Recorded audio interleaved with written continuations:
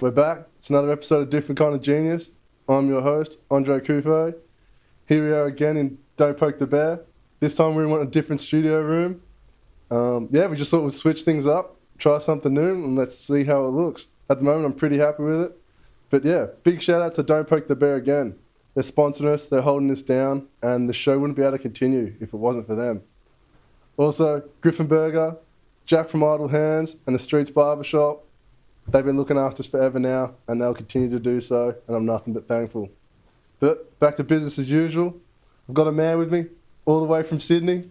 We had to sneak it in, because if we didn't, we were going to miss it, and I didn't want to miss this opportunity. With me today, I've got Jake Putan. How are you, my brother? I'm very well. It's good to be here. Right. I wasn't expecting it either, but it just kind of lined up really well. It did. As soon as you came down, Nas was like, make this happen. And I was like, all right, if I must. Wait, Liam, is this coming through your end? Yeah? Yeah. Oh, sweet. I was just not seeing things there and I panicked for a second. But yeah, I hope I didn't butcher your last name. Is it Putan?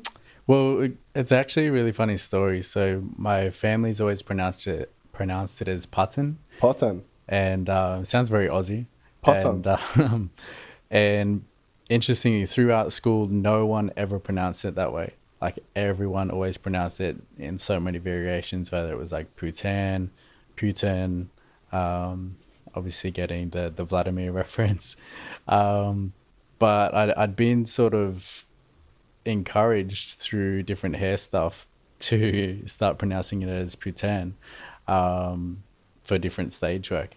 And when I looked into it, Putan in French means prostitute. True. And so it's actually like a substitute for bitch, whore, fuck, slut, whatever you want. And in different languages, Spanish, Italian,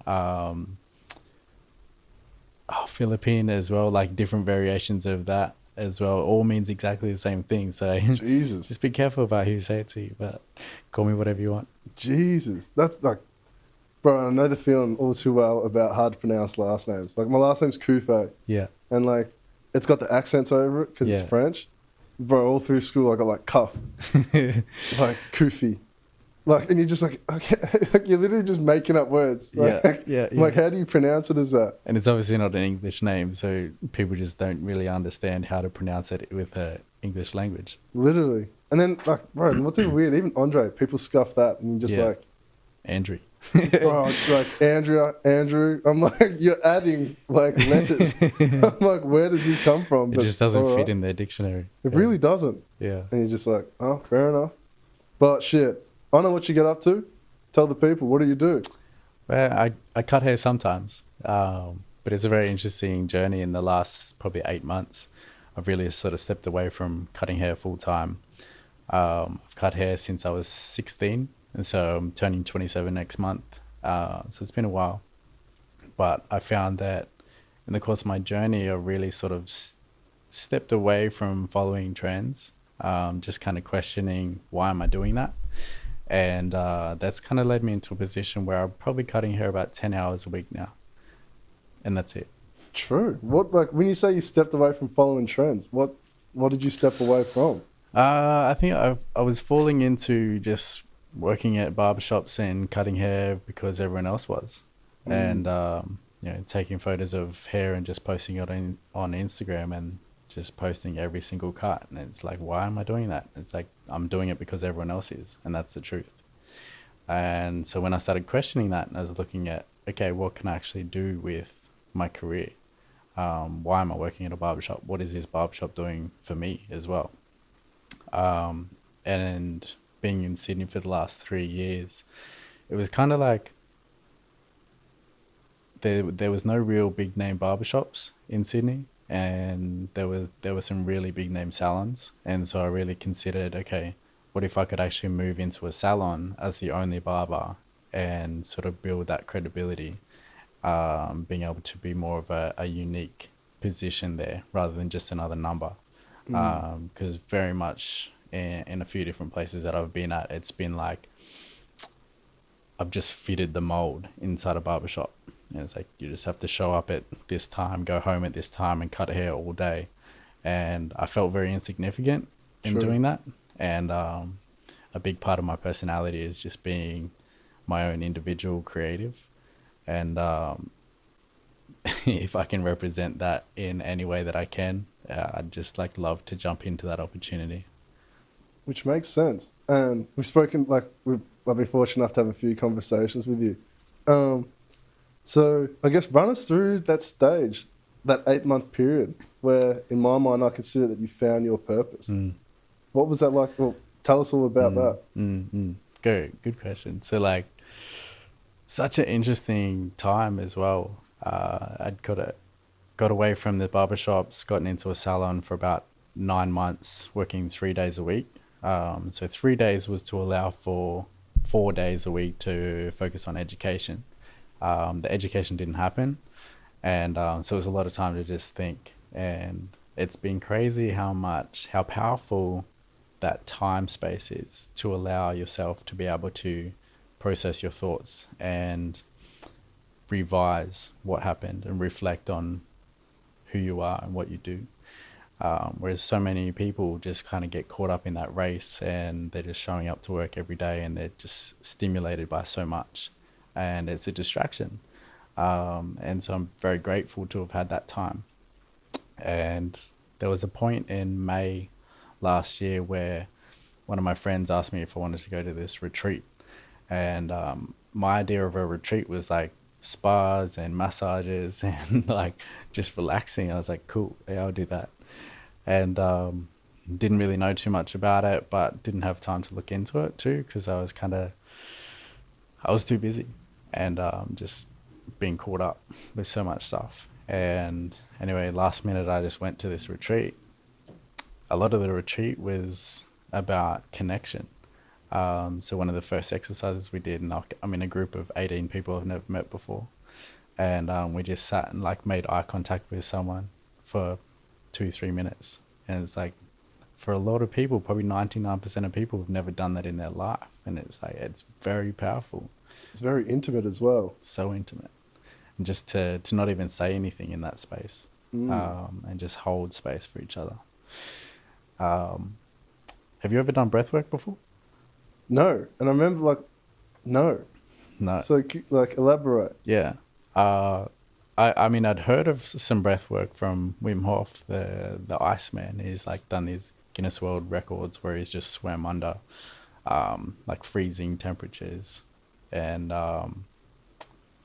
being able to hold his breath for long periods of time and just really defy what we believe. And that was kind of my understanding of breath work and didn't really know how to get involved in that. Anyway, it came up was one of the exercises we did at this retreat. And so essentially we did 95 minutes of intensive breathing. 95 minutes. Yeah. And it's like for most people, like I said, like 99% of people just kind of living day to day and going back and forth between all these distractions. To actually take in a deep breath and just... So it's literally just deep breaths like that for 95 minutes. Yeah. And what's the purpose? So basically, you put your body into a natural DMT state, which DMT is the chemical that your brain releases when you die. And my understanding of that would be that when you're passing away, your brain releases this chemical so you process trauma that's happened in your life. And you would let go of that stuff before you would move into whatever happens afterwards. And the fact that you can actually reach that state being sober is pretty cool. And very powerful.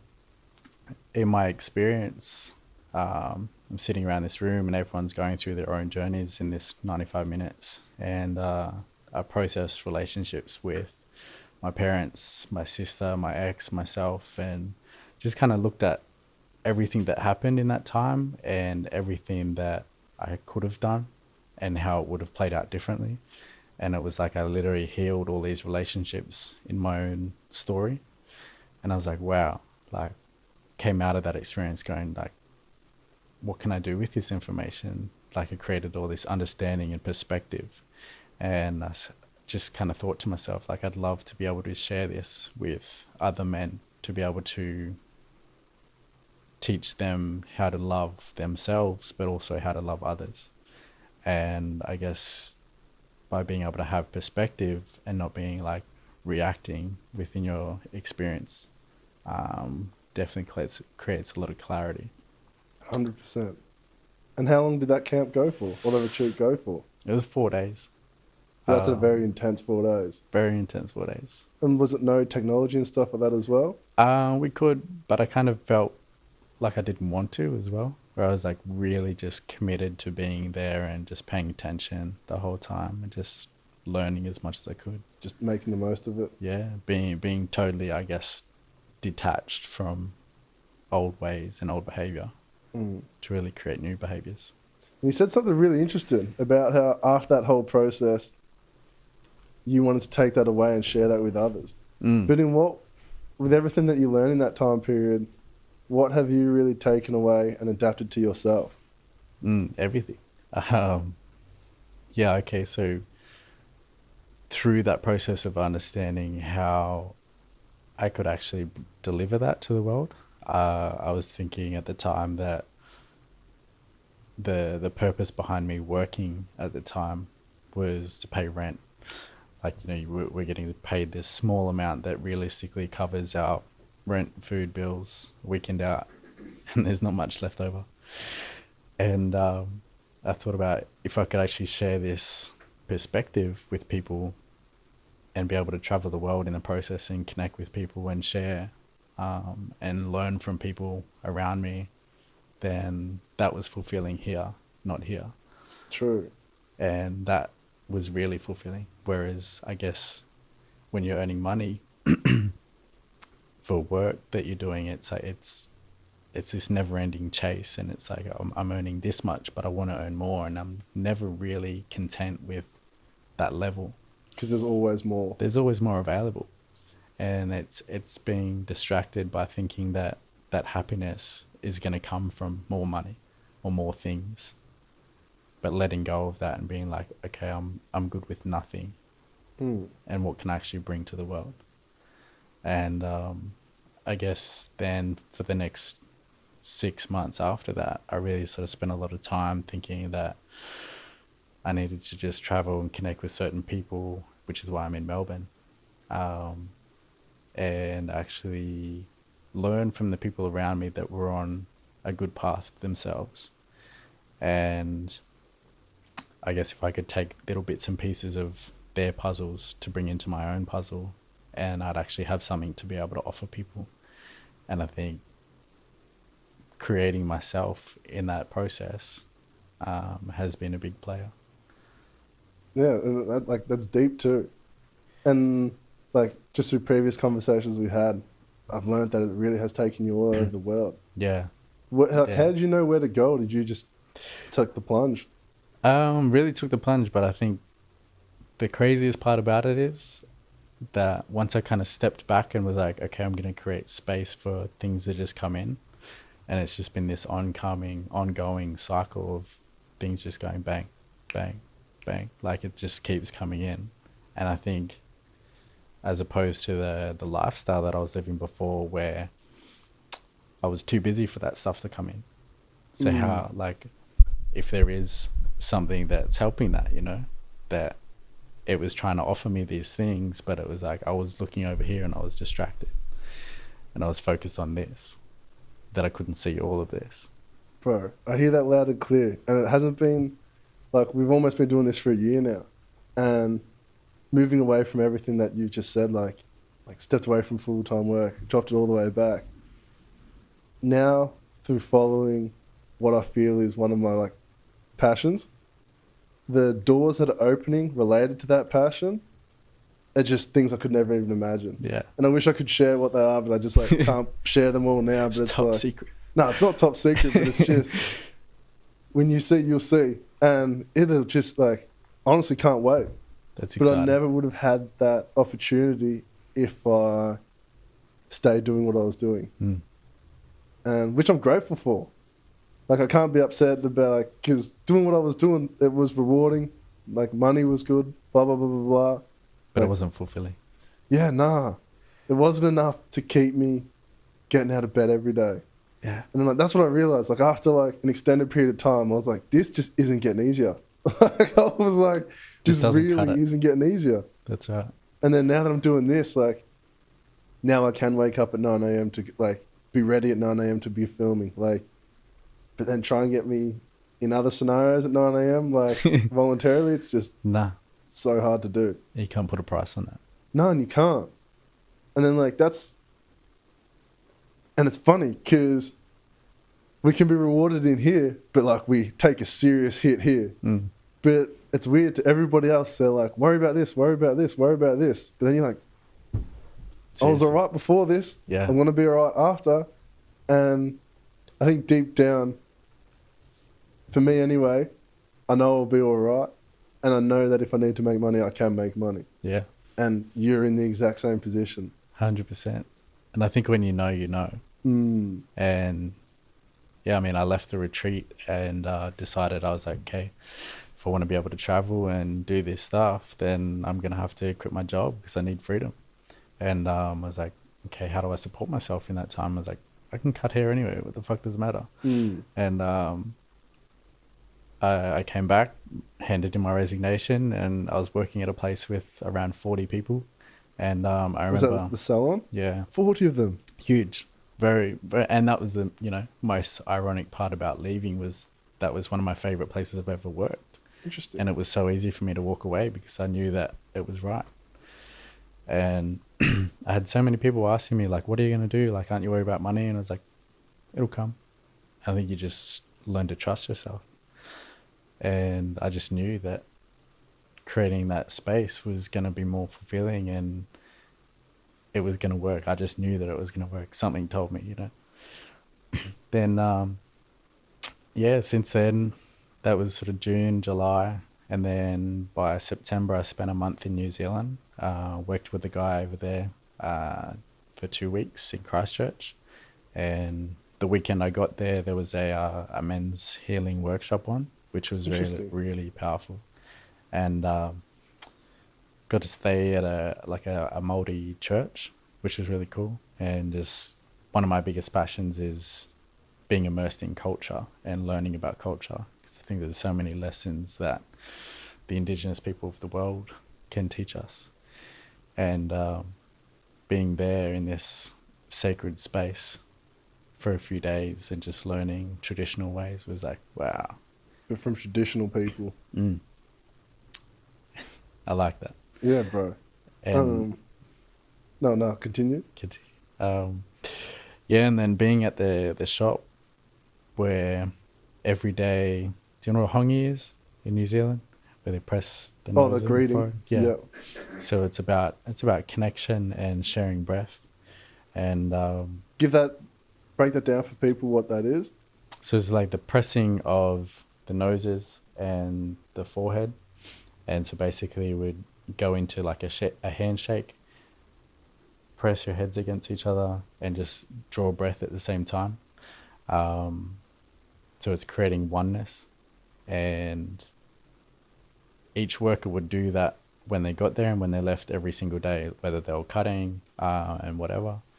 And on my last day there, in front of like 30 people in the shop, like it was packed out, someone tapped me on the shoulder mid-cut and they're like, oh, just come down the back. And I turned around and there I was just standing back and I was like, shit, I know what's coming.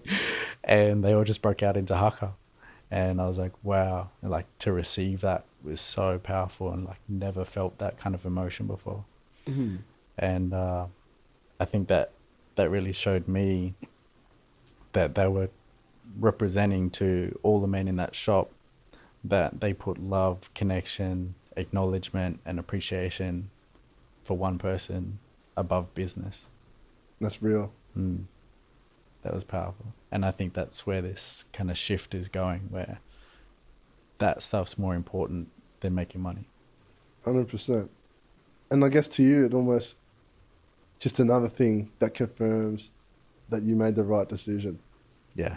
Like trusting in yourself. Like I tell myself the same thing. I'm like, if I do this, I really have to believe in myself because no one's going to do it for me. Yeah. And you need little moments like that just reaffirm that within yourself. Totally. Like you can literally just sit back and you're like, I did make the right decision. And it's like there can be periods of time where that doesn't happen, but like you just have to bite the bullet. But when those times do happen, you're They just happen. thankful because you're like, thank you. But Huh. no, just before, like as you started that New Zealand trip, you spoke about the men's. What did you call it again? The men's healing workshop. Yeah, give me Mm. a 30 seconds on that. Because what is that? Mm. So similar thing to the retreat that I went to. It was called a Barber Hui, which A Barber in Hui. yeah, in Maori language, Hui means meeting, and so I guess this is probably a big another topic, but Barber meeting kind of attracted all these men to come in, and whereas if you said it was a men's healing workshop, it's almost like a little bit apprehensive to get involved with for a lot of men that they've never really opened up about stuff, and so that was pretty powerful. And similar thing, we started off with connection, so doing the eye contact, and just giving each other a hug for a few minutes and just holding that was cool, and then doing the hongi for a few minutes. And the guy that I did the hongi with, this was pretty cool, very special. So I'd never spoken to him before, and we went into this hongi, and I felt him lean away, and it was interesting. I actually kind of felt that he was pulling away because of something wrong with me. Like that's just the Just way how we're you kind felt. of taught these insecurities that like, oh, this person doesn't like me. Um, and then I realized, because we're in handshake as well, our hands just started filling up with his tears. And I was like, wow. And that encouraged me to actually pull him closer and just be like, I've got you. And we didn't even speak. And it was for like 4 minutes. We just held this hongi. And it was like we were communicating the whole time. It was just like something you've never done before. It was like literally deep and meaningful. Really. And isn't there like, and only because we've just had this conversation previously, but that story about how that experience after that 2 weeks with the barbershop, Mm. doesn't he come back into your picture? Yeah. Tell Yeah. that story, because that is a great story. Yeah. This is really cool. And I guess I went to New Zealand with the intention to learn from the land, because I think the land's very sacred. It's been very respected through culture for such a long time. And after working at the shop, I went and stayed in this place just south of Auckland called Ihu Matau, and there was a land protest happening there. And so I just wanted to go and spend time sort of holding space with the people. And something that was very special after the few days that I'd spent there, they've got a little office set up there where they're sort of communicating between council and different people, trying to get some progress with it. And I went and put in, on my last day there, I went and put in $50 to the koha box. And so koha means gift. And that was just to say my appreciation for them looking after me for the few days. And yeah, so essentially I'd given $50 koha, which is like, you obviously do that with no intention of receiving, because it's like, I genuinely appreciate the opportunity to be here and learn from you. And anyway, I left there, and 24 hours later, I got to the literally opposite corner of the North Island, New Zealand, to the place where the guy had his shop, the guy that I was doing the hongi with. And I The spent one a that couple was of emotional. yeah, spent a couple of hours at his shop just hanging out, and then he took me to his place to see his family and stuff, and we were just having a chat. And I was telling him about the retreat that I first went on that kind of put me onto this journey, and they were actually the same people are doing another retreat in New Zealand. I said maybe he should go to that, like it'd be really important for him. And when I told him where it was, he said that's where his tribe comes from. And then literally, like, no lie, the light above us, it was switched off and it just started glowing. And I was like, man, there's something going on.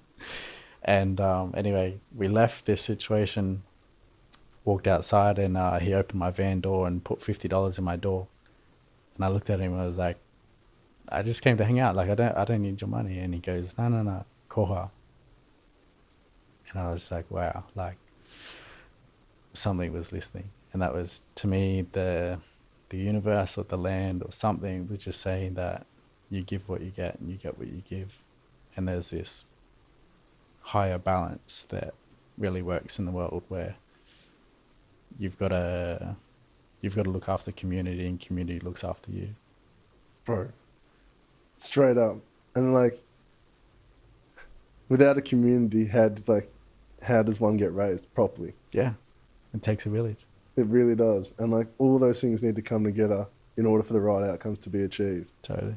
And it's nuts because when you first told me about that story, it made me reflect on like some of my own experiences of like situations where I gave out. You do get back in not always ways you'd expect, but in ways that were necessary at that time that you didn't even think were necessary. Yeah. You And, always like, get what you need. Yeah, and it's nuts. It really is nuts. And then it just comes back to being thankful. You're just like, shit. I was happy that I was in a fortunate enough position to help this person, and now this other person was able to help me. It's just like, I think, yeah, it's so important to show gratitude in everything you do. Even, you know, being able to work in the streets barbershop, the opportunity to just be there and be around this energy of love, because the team there are all about it and they want to give back. And so me being there, being able to absorb that is so potent. And I'll be able to take away a lot from this trip.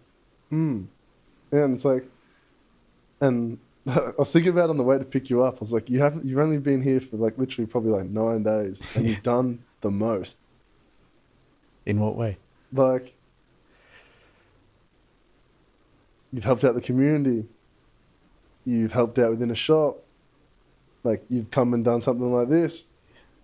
And then like all the other things you're like gonna do before you leave again. Yeah. And you're gonna get that opportunity to do like that goal that you once wanted to achieve, educating. Like, you've been doing that the whole time. Yeah. Like, I've never seen Boom listen to an individual before until you were cutting my hair. Really? Yeah, like with Nas cuts it, Boom just sits there critiquing it. He's just like, But then when you were cutting, he's like, why do you do that? Why do you do that? Why do you do that? What did you just say? I need to hear that again. And you're just like, all right, Boom, I get it. Like, you're very impressed. Like, just let the man do his job. He's cool.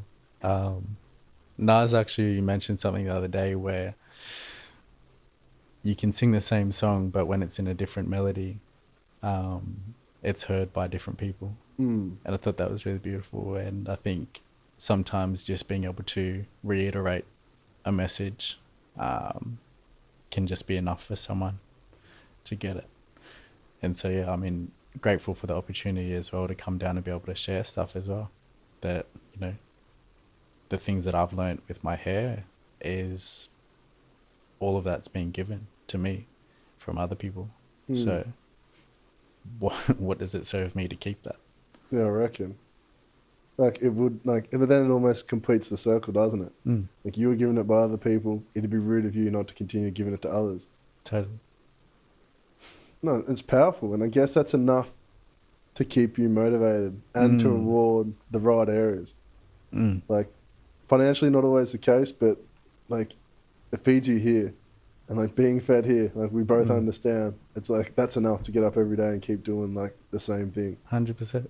Because, like, you know, I think we're old enough now to know where money exists if we wanted to go and chase it. But it's like, if I wanted to make money, like, I'd be in other places. So I came down here to hang out and absorb from other people. And that outweighs the money by so much. Yeah, otherwise you would have stayed in Sydney in like a multi-complex salon. Yeah. And being number like 4 of 40. Yeah. It's like, So we can do it if you want, but it's like you said, it's not rewarding. And I think the most interesting thing is how you went from potentially doing like 20 plus haircuts a day to now you've only got 21 clients. Yeah. Like Yeah. I think you learn the hard way. And still grateful for going through that experience too, where there was days where I was working in barbershops doing 20 to 30 cuts a day, 6 days a week. And, I was like 22 at the time, and I was going home with sore feet, sore ankles, sore knees, sore legs, sore hips, sore back, everything. I was like, how the hell am I going to do this at 60 years old? Mm.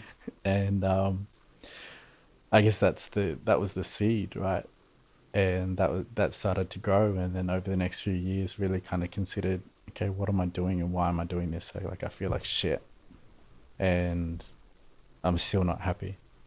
What do I need for happiness? And I think the answer for that is different for every individual. Whereas for me, it was freedom, and I needed just to escape. Mm. And now, and that's the most interesting part, where since I left the salon in July last year, I've not messaged a single individual client. I've just allowed everyone to come as they wish. And I think if I was to sit there every single day and chase every single client, like, that's going to be tiring for me. That's going to be stressful for me. It puts pressure on them. And it's like, I don't expect anyone to do that. Mm. And I still want freedom. My priority is freedom. And if I'm caught up chasing people, then that's not freedom. No, it's not. And like, you set quite a high standard now. So when people are coming to you, they know what to expect anyway. So they're not surprised when they hear the price. They're not surprised when they hear anything. They're like, I know I'm going to get a good haircut. Or try. What's that? And I try. Yeah, like, And I mean, the principles are behind it, right? Like, so like because I'm working mobile now and I will drive to someone's house, my principles is like convenience, the client, and efficiency, and combining that together, and that's my offer. And if someone wants to cut at 6 a.m., then it's like, I'll show up, but they're going to pay for it. yeah, like, So, and it's got it, and they appreciate it. And I think it goes both ways. But for the modern world that we're in now, it's like people are way too busy to find time to go to a barbershop. And people with families especially, it's like, how are they going to work 60 hours a week, then drive to a barbershop, wait in line, get butchered by someone that they don't know, not have that connection or relationship, then drive home and see their family for an hour and have dinner and go to bed? So what kind of life is that? it's a life for some. Yeah, it is. And because they don't know, they've never been shown the other side as well. That's true. But yeah, I mean, I'd love to share that other side and hope to put a light on it and allow people to see it. Then it's also not for everyone. That's what I've Correct. come to learn. Like, I have family that speaks to me now, and they're like, if I did what you did, I'd be pulling my hair out every single day. Yeah. And I'm like, well, just... Some people really like the comfort and They just do. to show up to a job that's enough for them. Like, more so than that, it's, like, it's the comfort. It's like the comfort that comes from guarantees. Yeah. Like, you're getting X amount every Wednesday, same time. You know how much. You know when you can schedule your holidays. And, like, people love it. It's comfortable. Yeah. Yeah. And, like, to be fair, it 100% is. Yeah. And your life is... It's easy. Yeah, it is. It's smoother. It's easier. But for me, and obviously just like yourself, smooth and easier isn't fun Nah. for an extended period of time. Yeah. Like, you can do it for a little bit. I get so bored with fun and easy. Yeah. Comfortable. It just, yeah. And it's almost, when I get like that, I start looking for chaos, and that does more damage than it does good. like it really Be does. careful what you wish for. Yeah. So I'm just like, okay. No, but there's something that you said in terms of like find your own happiness, and that for you was find your own freedom. I took a moment to think about that for myself. And for me to find my own happiness, I had to not conform. And for me, growing up, like, there was so many pressures from like literally every single direction, which I always found myself conforming. And it wasn't until probably the birth of this was where I literally just stood up one day and I was like, you know what? No. Like, I'm going to just do me now. And it's like, other people might not be happy with it, but at least I am. And that's the most important thing for me. And I never acknowledged that truly until now. That's all that matters. Yeah.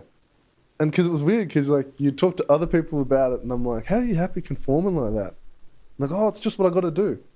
And I'm like, fair. But then I never took the time to think about why I no longer do that. And in reality, that's how I can stay happy. Because if I'm constantly just trying to like fit into that box, it pisses me off. And it's just, it just does more damage than good. Because it's putting a label on who you are, and it's like, it's very restrictive. There's two thin walls that you've got to stay in and not touch. And sometimes you just get claustrophobic and you're like, let me out of this. And yeah, I mean, I've found so many things or opportunities to take those walls down and step outside. And I love jumping into that. And I think now I've really been able to see and create evidence for my own mind to say that it's okay to do that. 100%. And I guess you think about it as when a caterpillar enters a cocoon and it literally breaks down into tiny little specks, and it'll recreate into a butterfly. So it literally dies in that process, and it comes out so much better than it was. And that's been my biggest lesson, is like, when you see that challenge come up, it's just like, recognize it and lean into it, because that's where the challenge and the discomfort is. And when you go through it, you come out with so much growth on the other side. It's so funny that you said that, because I was reading something this morning. I'm probably going to butcher it, but it went along the lines of like the ultimate, what is it? I'm just going to like put my own twist on it. But the best time period in your life is when you figure out you can't be born again. Yeah. Because it's almost like you're just like, oh, I'm not going to be able to do this again. Like, this is my chance. Yeah, this is my only chance. It's like, I can't wait for when. I can't wait for like who. I can't wait for this. I can't wait for that. Like, this is all on me. And if I don't do this in this existence, I'm not going to get another opportunity. Mm-hmm. And with everything that I've been like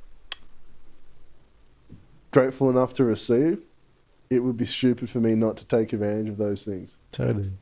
And yeah, I don't know, when I read that this morning, it actually, like, as you know, I've been like crook hours all week, and I was like, nah, well, I have to tough this one out. It doesn't matter like how shit I feel. But then it was moments like that, which was when I'm like, yeah, well, if I don't do this now, I'm not going to have the opportunity to do it again. So I was like, literally suck it up, tough it out, and go worry about it all tomorrow. Yeah. You just kind of ride it out. Literally. Because it's worth it. It is worth it. Because the rewards that we get. That's the growth. Yeah, but then also the rewards that we've created for ourselves. It's not the promise that if you do this, someone will give you this. It's the reward that I've done this, and in doing so, I received this as an outcome. And that gives me a great deal of satisfaction as well. Which I guess comes back to like your freedom sort of thing. Like, I don't have to wait for someone else to give me something. It's like, nah, this is all mine, so I'm going to go get it. Yeah. And I think personally, I love doing things for myself. It's like I spent some time building a website, and I've just sort of launched that about a month ago. And I've had so many people ask, oh, who did your website? And I was like, I did. And they're like, really? Like, it looks really cool. It's like, well, thank you. But I think if someone else had done it for me, it wouldn't be how I wanted it. And being able to take full control of what I do in my life and how I represent myself, that's the best feeling ever. Like, you can tell someone, but they're going to interpret it their way. That's right. So, and with everything, you know, like a lot of what I'm doing right now, it's up to me to write, because it's not following a trend. And I have the freedom to do it how I want to do it. And I think that sort of stems into the education that I was doing, where I was working for a company for about 18 months, doing education around Australia and on stage and things like that. And I feel like looking back at it now, an analogy that I came up with was basically it was as if I was competing in a skateboard competition and it was packed out and everyone was skating, having to do these tricks in this skate park that's been built by people who sell vacuum cleaners. And at one point, I just grabbed my board and I was like, you know what, fuck this. I'm going over here. And I jumped into this freestyle park and I can do whatever tricks I want for me. Yeah. And no one's judging. Well, you remove that element of competition. That's it. And if you're not competing with others, you're only competing with yourself. And it's like, that's the best person to compete with. Yeah. It's the one you learn the most from. Yeah. You just keep trying. Literally. Like I can set out and be like, you know what? I'm going to be a better barber than Jake. If I started like 11 years ago, this is like, why not just choose to challenge myself in something that I want to improve on and then get better at that? Yeah. Rather than trying to live someone else's reality, Yeah. which is just not mine. Yeah. Like it makes no sense for me to go and chase that. Fully. But, you know, people still want to do that. And if that's what you want to do, by all means. Yeah. If that pleases you, let that please you. Yeah. And I mean, like, I've definitely, if I had the opportunity again and went back in time, I would definitely take it. And I would have still spent those 18 months there. But I think there's a time and a place for everything. And I learned so much from being there. And I mean, I also learned that I was climbing a ladder of someone else's expectations of what I should be doing in my career. And, you know, was doing the things, but not feeling like I was getting anywhere. It's like now, as soon as I've stepped out, doing my own education, doing my own haircuts, doing it whenever I want to do and doing it how I want to do it, then it's like, no one's telling me I can't. And it's like, this is me. And I feel like there's so much less stress because it's exactly how I intended it to be, not how someone said I should have to do it. And I feel like that alone was creating so much anxiety for me to have to fulfill their expectations. Bro, I hear that loud and clear. And it was weird, like, obviously we do worry about certain things, but the things we worry about have simple solutions. And they're only our worries now because we got comfortable in working full time, doing this, doing that. So when I wanted to flick my fingers and just like go on a holiday, I could because like I was earning like a nice amount every single week. Yeah. But then the difficulty was I just didn't have that time. And that caused me more frustration. It's nuts. So what's next for Jake? What's now? True. I got that question just over a month ago and it was like, yeah, I mean, what's the point of me setting a 5-year goal that I could potentially exceed? Because 5 years ago, I guess if I had to ask myself where I would be, I mean, I probably would have dreamed of having my own barbershop. Whereas now it's like having my own barbershop doesn't even matter to me right now. It's like having my own shop, it sounds like a massive trap at this point. And I feel like setting such a long-term goal is kind of limiting in our own capabilities of where we could go, what could come in, what we're open to. Because if we're stuck on this and this opportunity comes up, it's like, no, I'm doing this. You know what I mean? And so I feel like rather than looking at what's next, looking at what can I do now to improve and be better than 2 seconds ago. And that's a constant challenge. And I mean, there's a constant wave that comes with that where there's some highs, there's some lows, but it's being able to ride that wave and being okay with the lows. Because you know that balance is so important. And it's like being able to rest and being okay with just having a rest day, because then you know that you'll be able to perform at your best when that's required as well. And realistically, what I can do now is just keep challenging myself and recognize those challenges and keep improving. And so, I mean, I do have a trip to Bali booked as soon as I get back to Sydney. So I'm back to Sydney for 3 days and I'm going to Bali for 12. on another retreat, which is a massive self journey. And I know there's one thing that I can share on the last day that we're doing. That's we'll be leaving the hotel at 1:30 in the morning to climb a volcano. It's a 7K hike. Jesus. And it's for sunrise. And so I'm guessing it's not a half an hour climb. Not if you're starting at 1:30 in the morning. That's right. And so I'm really excited for that. I'm actually doing a call tonight with that just to check in and finalize all the last details. So that's next. And that's all that matters. That's all that matters. And there's something else that you said there, which is something I need to definitely adopt. But then it's like taking that day to rest. I think that's exactly why I ended up in this current position. I just like keep telling myself, I'm like, no, I gotta do it now, I gotta do it now, I gotta do it now. Yeah. And then like every like couple of months, I just get hit hard. And like my whole body's just like, guess who's not doing shit for 5 days? You. Yeah. And I'm just like, oh no, this couldn't have come at any worse of a time.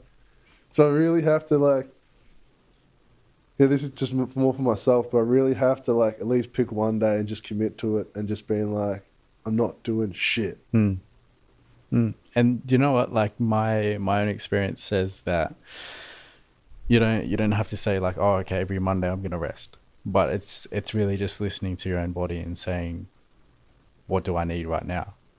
And my rest has kind of become so quick that like there's days I'll go and do a cut at 6:30 in the morning and I'll come home and sleep. And it's being able to be okay with that and being like, I don't have to stay up all day or be up early. If I want to stay up late and get stuff done because I'm feeling like alert and really motivated, then ride that wave and do it, and then sleep the next day and just feeling that, but not feeling guilty at all. It's like a fully mastered rest. True. How did you fully master rest? Just allowing that. I mean, there's time and space for it. You know, there was, like I've learned the hard way where there was a month when I was still working full time. This was a whole month where I was working Tuesday to Saturday full time, doing cuts all day, every day. I was in a relationship at the time.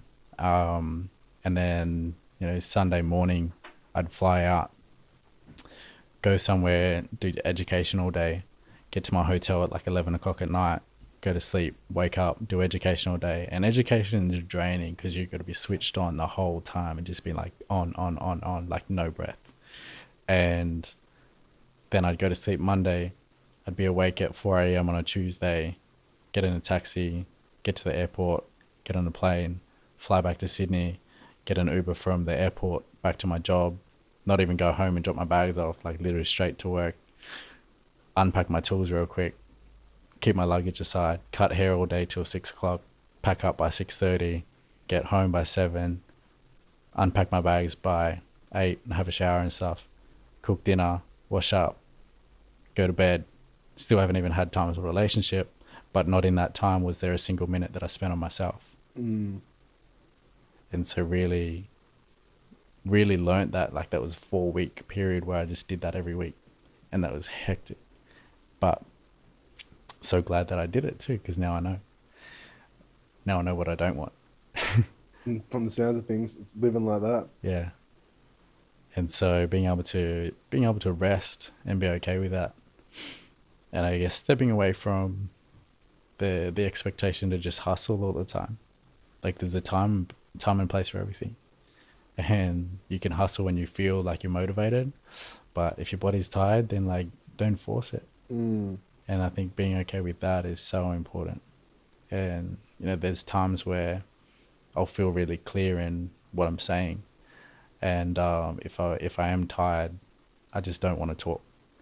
And I've debated it in myself where I've been like, shit, I need to be able to be clear and give offer wisdom or something, you know. And it's like getting frustrated at myself because I'm not in that right headspace. But it's been like, okay, obviously I just need to rest. Don't fight it. Just go and sleep.